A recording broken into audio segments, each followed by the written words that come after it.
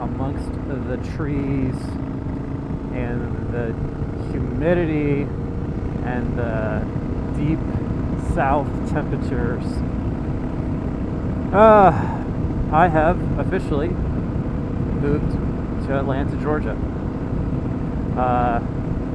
I say it with like a great deal of I'm trying to think of the right word.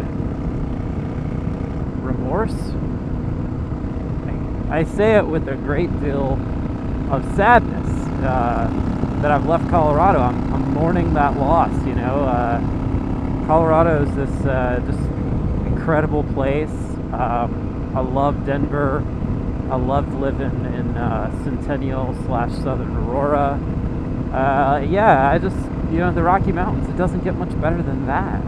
Adventure motorcycle capital of the United States. But nonetheless, it was an important professional move. So here I am in Georgia. This is not Atlanta. We're right around Dahlonega. But yeah, I've moved to Georgia, and it's hot. It's really hot here, and I've been riding around these North Georgia mountains, and there's some squirrel. There's some beautiful stuff up here. It's gorgeous, but you know, I still miss Colorado. Nonetheless, I've moved to Metro Atlanta, and the landed chase on two wheels. It's been an interesting change, very transitional period. I think transitions are always difficult for everybody. There's so much uncertainty involved with a transition, and even when you ground it in a level of certainty, it's still an incredibly unknowing time. You know, I'm originally from Atlanta, Georgia. I was born and raised here, and I spent 6 years living out on the West Coast, and I didn't have any intentions of coming back. Maybe ever, or at least for a good long while. You know, I don't mind living in the Southeast again, but I kind of thought, let me do something different than Atlanta. But I'm happy to be in Atlanta. I like Atlanta. It's not a bad place, you know. And then growing up in Atlanta as opposed to living here as an adult, it's an entirely different experience. It's a totally different world. Not to mention the city and the state have grown and changed so much since I was a kid. Things are just completely different. You know, all that being said, though, I still really miss Colorado. Glad to be bringing you my first vlog from the state of Georgia. I'm really interested to do some off-roading here in Georgia. I think that I've gotten a little spoiled with the fire roads out in the western side of the country. Colorado fire roads are incredible. Don't get me wrong, there is some technically challenging stuff out there. But for the most part in Colorado, you just get really spoiled with the dryness and the gravel, and the roads are well maintained because lots of people use them. You know, it's just it's an entirely different experience, I would imagine, out here in the South. This is you know, I've been describing this as a tropical rainforest. Perhaps it's not tropical, but it is certainly a rainforest living down here. It's humid, it's hot. Yeah, so it's a tropical rainforest though, and I think riding off-road, it's going to be pretty interesting because you have to worry a lot more with the mud, slick grass, the trees and the debris. You know, I don't know what the fire road conditions are like out here in Georgia, but I just can't imagine that things are going to be as smooth and easy as they were in Colorado. I'm really considering getting some kind of dual sport or adventure bike. Maybe a KLR, maybe a DR650. I would love to get a Tiger or maybe even an F800 GS. But the reality is they're just so expensive. I don't think I can afford one right now. I think I'm better off, getting something that's a little cheaper, a little easier to maintain, less intimidating perhaps. But it was a good move professionally, even if personally it was a difficult thing to do. But I think transitions are hard. I think anybody who tells you otherwise is just lying. I think it's even challenging for me, growing up here in Georgia. I'm still coming back. It's not easy. You got to find a place to live. You got to find all new places to shop for groceries and amenities, and it can be a real challenge.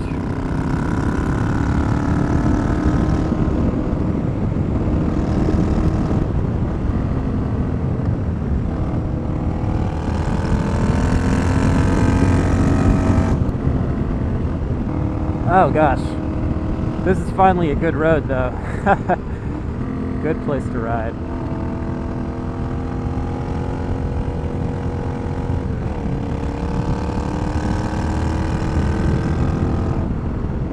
Man, misty mountains up there.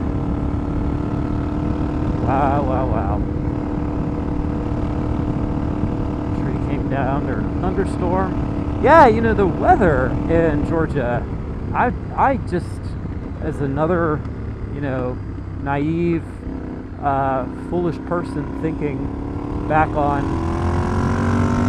my childhood here and then going out to the West Coast, and of course I'm making this assumption because there is snow on the ground sometimes in Denver that the weather in Georgia is going to be better. But I was talking to a coworker of mine back in Colorado, and he said on the contrary, there are many more days of sunshine in hold on, this is too good.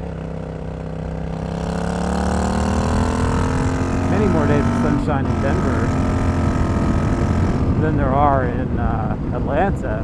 And I started thinking about it, and I don't know if that's true or not. I'm sure I could just get on Google and find out, but Atlanta has a summer, spring, winter, and fall, just as Colorado does. But in the spring, summer, and fall, there is just rain. There's thunderstorms, and thunderstorms are they're different than, okay, this is strange.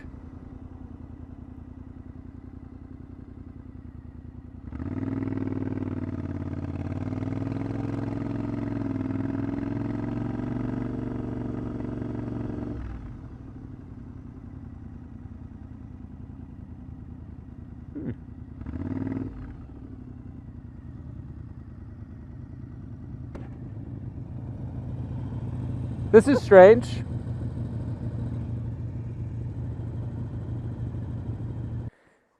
See, I had us going up there, but that's a gravel road. Yeah, it is. It didn't show me on my phone it was a dirt road. No, I don't have any reception either. Oh, okay, well, we'll Just, wait right here. I'm just going to drive up it at like 100 feet. I'm not going to go that far. Well, it would appear that we've found some sketchy road.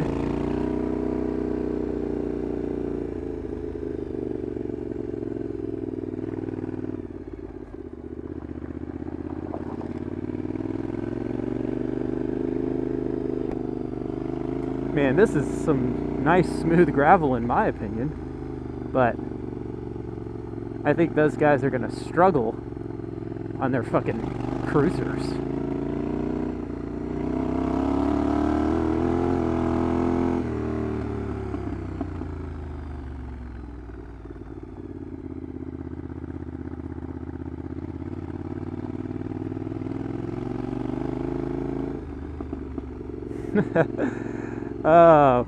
I got to do some light off-ish roading after all. Alright, I'll turn around.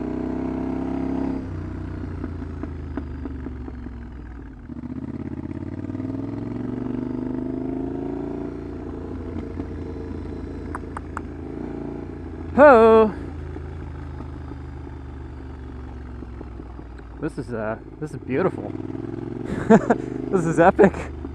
So I did. I planned the route today, tried to make it a little different than the the last weekend that we came up here. It was my first weekend up here. And evidently I'm just so attracted to things that are not well paved that I planned this without even meaning to. I thought this was a paved road. It's a very twisty, gravelly road too.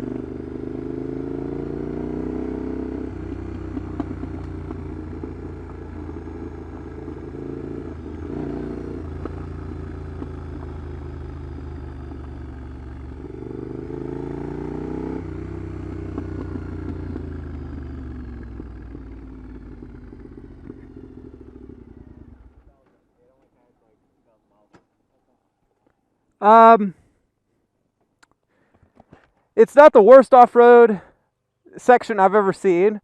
Like, in terms of gravel, it's like a nice gravel driveway that your friend has that he hasn't quite paved. It's extremely twisty, and that probably goes for 20 miles. So for me, on this bike, at my healthy pace, I'd be on there for 45 minutes to an hour and a half, depending on how curvy and hilly it gets. I think you guys are going to struggle. I think we should it's going to be quicker for us to backtrack and get on 60. Sounds good. We're not going to argue with you on that one. But this is a great road. Yeah? Yeah, man.